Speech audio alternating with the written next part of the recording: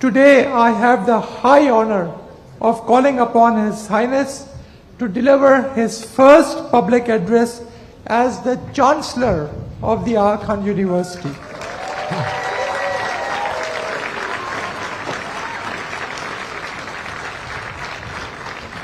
Ladies and gentlemen, His Highness the Aga Khan. Your Excellency, President Museveni, Your Excellency, the First Lady and Minister of Education and Sports, Mama Janet Museveni, Excellencies, distinguished guests. It is a great pleasure for me to join you in celebrating this milestone in the history of the Aga Khan University and our partnership with the government of Uganda. I'm also very happy that my sister, Princess Zara, and brother, Prince Ali, are here to share this special moment.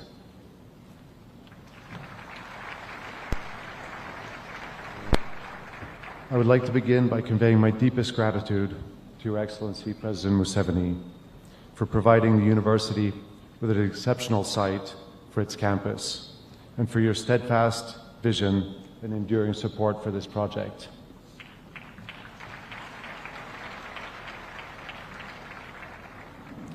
I also express my heartfelt appreciation for the enabling environment that the government of Uganda has created for the Aga Khan Development Network. Your Excellency, the decades-long partnership between the government of Uganda and the Ismaili Imamate has enabled our institutions to help improve the quality of life for all Ugandans across the country and across multiple sectors, including healthcare, education, banking, insurance, energy, hospitality, and manufacturing. We are deeply grateful for your support. This investment in AKU's new academic and student housing facilities, together with its hospital, embody the belief of our late father, which we share, that Ugandans deserve the very best access to international quality higher education and healthcare. The university's campuses across Kenya, Tanzania, and Uganda create an integrated system to share knowledge and expertise and allow the mobility of faculty and students across the region.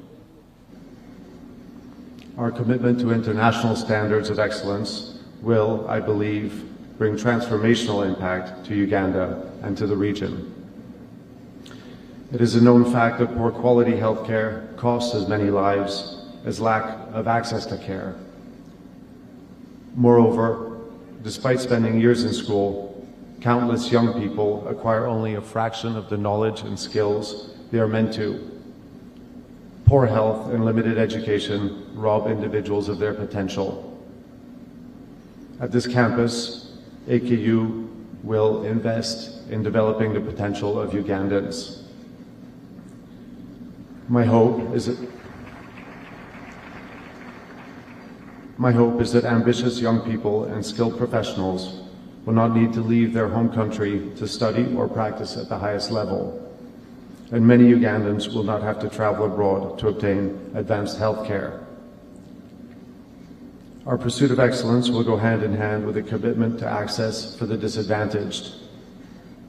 AKU already provides nearly $60 million annually in financial assistance to patients and students across its campuses. Here in Uganda, we will expand our programs to enable access to life-saving care and life-changing education. Excellence must be grounded in relevance.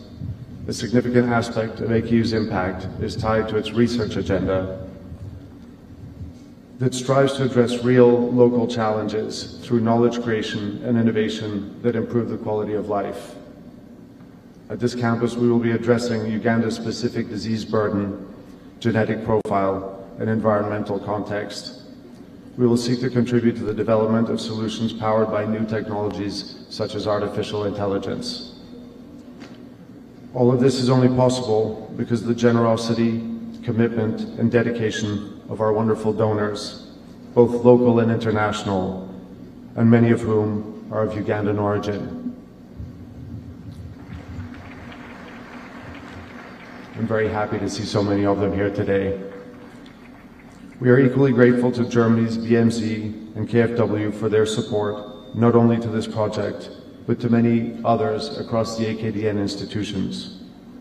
Please accept my heartfelt thanks for all you have made possible here in Uganda and across our university. Your generosity will benefit countries, lives, and generations to come. Our architects, Legareta, also deserve recognition and our gratitude. The buildings we are inaugurating reveal the power of design to support and to inspire the quest for knowledge. They also reflect the AKDN's commitment to addressing climate change. Designed to meet international energy efficiency standards and to be powered by significant solar photovoltaic capacity, they will contribute to our efforts to achieve net zero emissions. As we move forward, AKU will continue to benefit tremendously from our partnerships with academia, government, civil society, and others. I'm pleased that AKU is pursuing effective working relationships with public sector institutions in Uganda. It is partnership that turns ripples of change into waves of progress. Distinguished guests, it is my conviction that the creation of this campus will prove to be a significant milestone in the history of higher education and health here in Uganda. As we embark on this new chapter of AKU's story, our partners and generous supporters are among its primary authors. The leaders educated, the lives saved, and the knowledge generated will be their legacy. Your Excellency, Mama Janet, I'm confident that the leaders emerging from this institution will advance individual well-being and national progress in fulfillment of the steadfast vision and enduring support that have brought us to this moment. Thank you.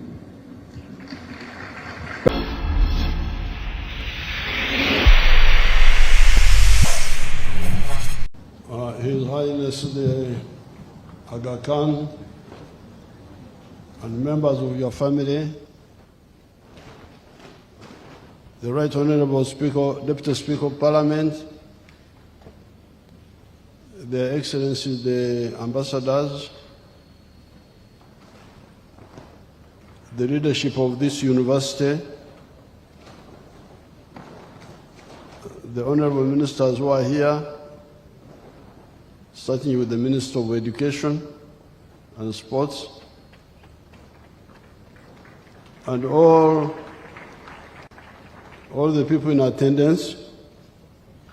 First of all, I want to extend our condolences again to His Highness the Aga Khan on account of the death of your late father, who was a very good friend of ours, and who had been here not so long ago. We are very sorry that he died when he was still making a wonderful contribution to humanity. Secondly, I will welcome you here to Uganda and your members of your family,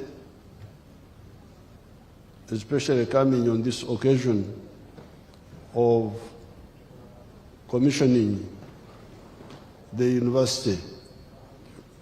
Most welcome.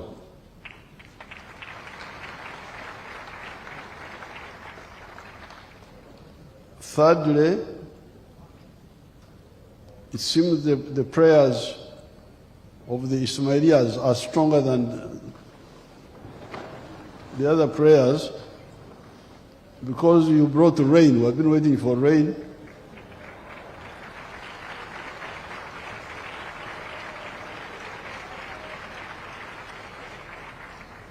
And I have been quietly praying, but it seems the Ismailians, their prayers may be stronger.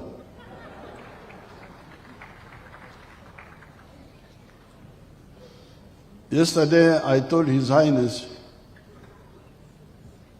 of my first experience with the Ismailis in Ntungamo, my area there. We had a few Indian shops. We call all of you Indians. We don't know the difference. Wahindi, Wahindi, Wahindi, Wahindi. We had 4 Indian shops in Ntungamo. Apparently they were all Ismailis. Now those Indians used to hang pictures in their shops. I told him yesterday. There were pictures of 3 people. Queen Elizabeth was on top because we were under the British Empire at that time. Then on the right, there was an old man, an Asian old man. That time I didn't know who he was. And then on the left, we had our king, the king of that area, Mugabe. Now in 1957, we were told they changed the picture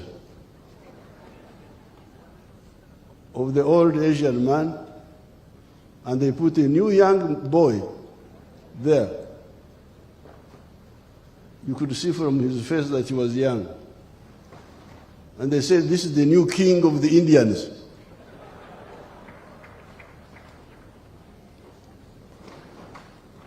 And this was His Highness the Aga Khan. At that time we thought all the Indians were all Ismailis. So that's when I started knowing about the Aga Khan, Ismailis, and so on. And when I came in the government here, I started working closely with him. I therefore want to salute the Aga Khan community for really being development-oriented.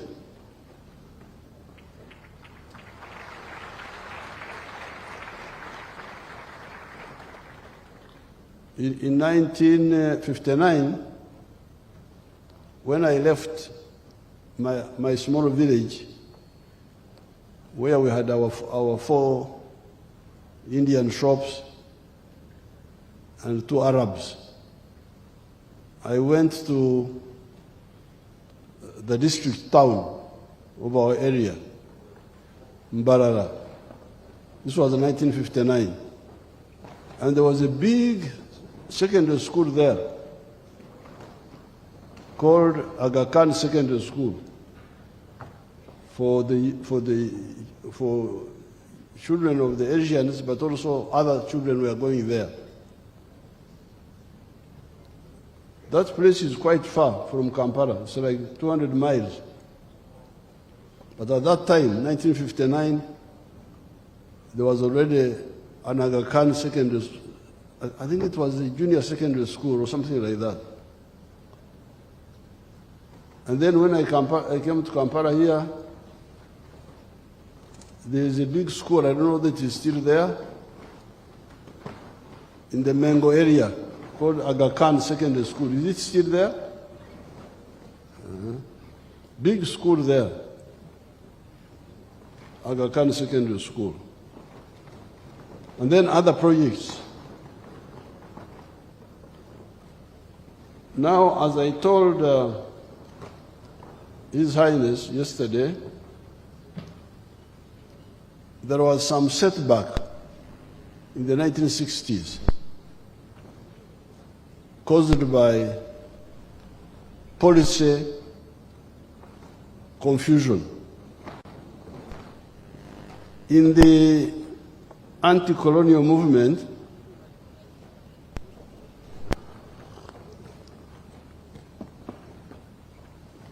in the anti-colonial movement, there was some confusion about the role of the private sector. Some of the anti-colonial fighters were thinking that private sector was linked to colonialism. So if you wanted independence, the government must control the economy. And that's how our governments here in East Africa, especially here and some other places, disrupted your programs. I remember that building in the, I don't know whether it is still there, the IPS building in the center of Kampala there. And in Dar es Salaam, very, very nice building of that time. But some of those properties were taken over by the governments of our area here. It was called nationalization. In Swahili, they were calling it kutaifisha. The good thing, as I told His Highness yesterday, is that some of us from 1960, more or less, continuously, we have been part of the struggle for Africa's independence. So, when we studied more, we found that there was a mistake in the thinking. Because it is true that the anti-colonial fighters yearned for independence and for strength. But how do you become strong? You cannot be strong if you don't have a strong economy. And then the question is, who can help you build a strong economy? And that's how, by I think around 1975, we were now clear, I was clear myself, that there was really no problem with the private sector, that the private sector is the one which can help you to be stronger, to have a strong economy at a low cost without spending so much. The private sector are able to do a lot of work for the country at their own cost and with their own supervision and more innovation, so that our full potential is fully utilized. Therefore, by the time we came into government in 1986, that confusion was clear in our heads. It was no longer, it was clear that private sector, yes, you could have some parastatals here and there. We still have some, like the National Water Corporation and so on, but we privatized much of the economy. So therefore, that's how when we resumed our relationship with His Highness, it was with that clear vision. We returned all these properties of the private citizens, which had been taken over by the government, but also the properties of the institutions, like the Aga Khan. So where we stand today, I want to assure His Highness and everybody concerned that on the policy side, the freedom fighters in Africa are now clear.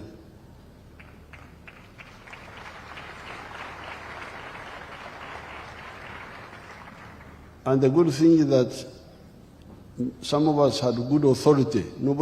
Because what Africans don't like are puppets of foreign interests.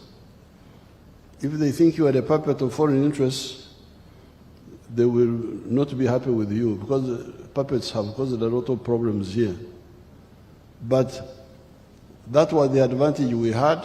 Everybody knew our history, who we are, and when I gave you the speech, which I gave in Parliament here, when we were really having a strong argument about the way forward. What do we do? Is this good? Is this bad? And everybody is now clear that private sector is the correct way of building an economy. The government can come in here and there, but the main effort should be by the private sector. So therefore now, the investment climate in Uganda is good. There's some corruption, be careful there. And the weakness is that the investors don't report these corrupt people. I normally find out myself later on. So the investors, please, expose these corrupt people. The ones who want money from you,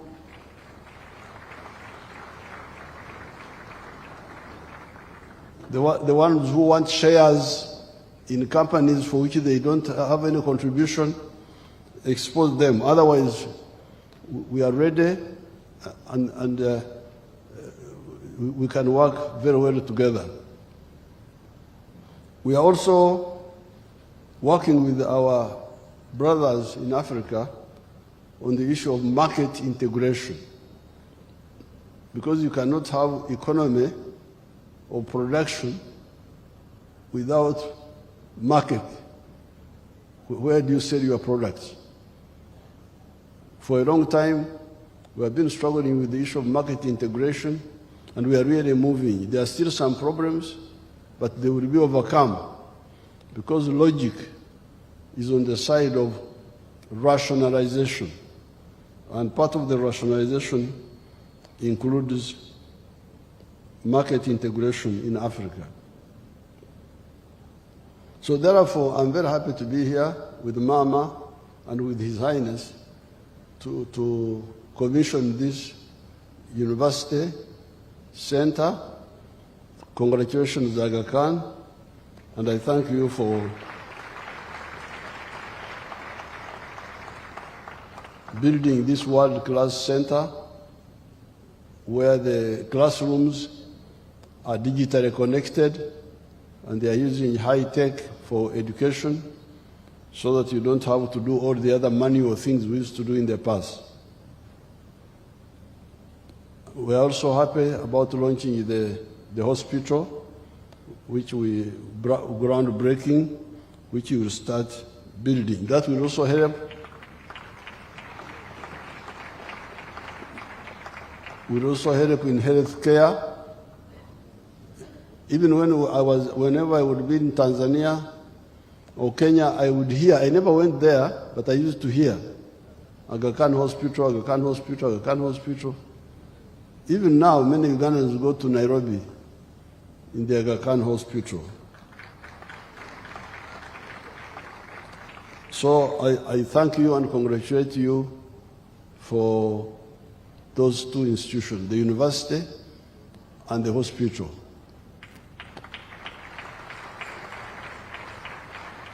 I want to thank the Germans. I didn't know the Germans were involved. The Germans, bravo, thank you so much.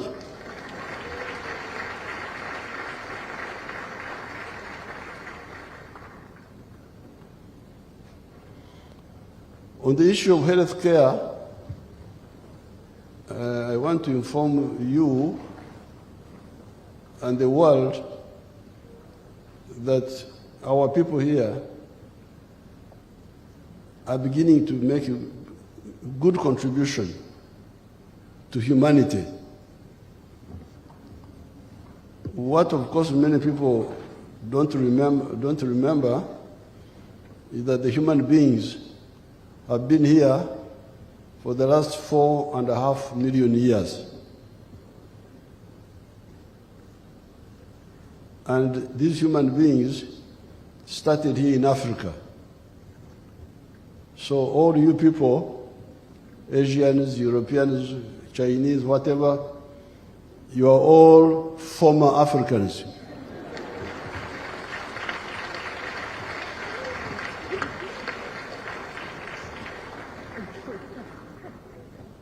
I always regard you as African diaspora. Now, what you had missed is that, so you are the diaspora, we are the stayees who stayed here. Now, we the stayees had a lot of, this place here, you can see the climate is good for the human being, much better than many parts of the world. When I'm in Europe, really, it's very miserable there. Very cold, very what. Whenever I go there, I want to come back quickly. But this climate has also been good for our enemies. Good for us, but also for our enemies. The mosquitoes, the tsetse flies, the bacteria. That's why originally you, the diaspora, multiplied more than we, the stayees.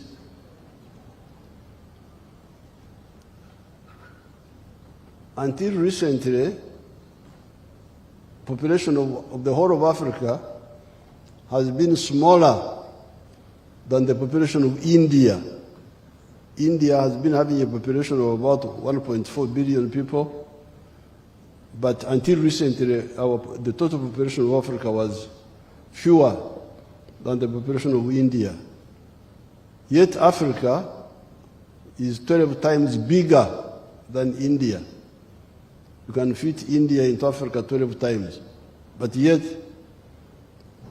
they had a bigger population. We have now overtaken India for the first time. We are now 1.5 billion. And in the next 30 years, we shall be 2.5 billion. We shall be a quarter of the human race. Now, this is because, at last, we have been able to control our enemies here. The mosquitoes, the tsetse flies, the bacteria, which were inhibiting the increase of the population here. But in that time, 4.5 million years, we have got a lot of knowledge about human health, which outsiders did not know. And when the Europeans came here, they came with a lot of arrogance. They sort of suppressed our great knowledge. But now, we have come up now. Our scientists are coming up, and we are discovering a lot of solutions for human health. Our people seem to have discovered a medicine for diabetes for the first time, where diabetes can be cured for the first time. Diabetes has been a big problem for humanity. Our people seem to have discovered medicine for cancer, all these cancers which have been causing problems. Our people seem to have found medicine for malaria, in addition to the quinine, which was found long, long ago in South America. Our people now have a solution different from quinine to malaria. Even myself,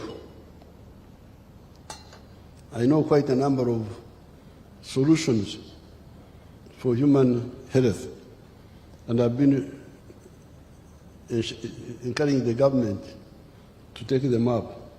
So therefore, since you are interested in health, I thought I should let you know that.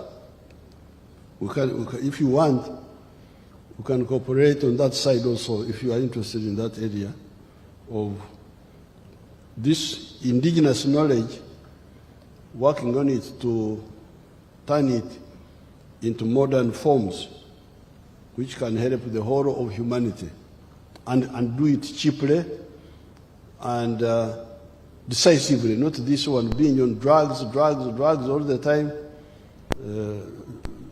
so that you get a total recovery from those sicknesses. Now finally, I would like to, I don't know whether, what one walk up wenye zawadi, wenye nishani wako wapi?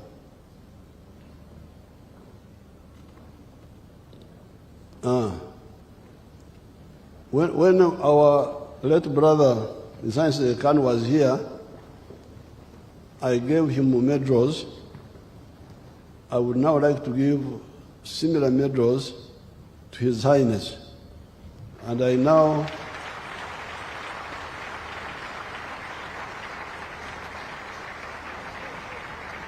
call Mwache Zaha Nani.